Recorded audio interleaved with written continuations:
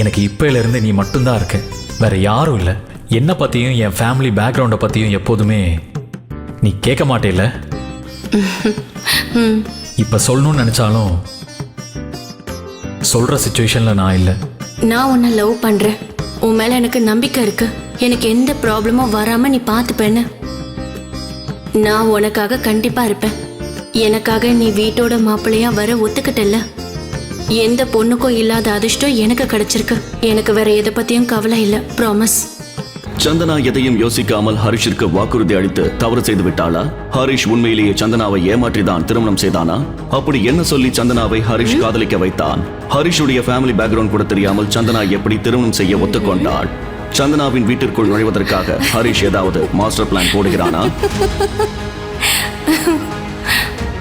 ஹரிஷ் எந்த வேலைக்கும் போகாமல் அந்த வீட்டில் எல்லோரும் சொல்கின்ற வேலையை செய்து வந்தான். ஒரே வார்த்தையில் சொன்னான், ஹரிஷ் அந்த வீட்டில் சம்பளம் இல்லாத வேலைக்காரன்.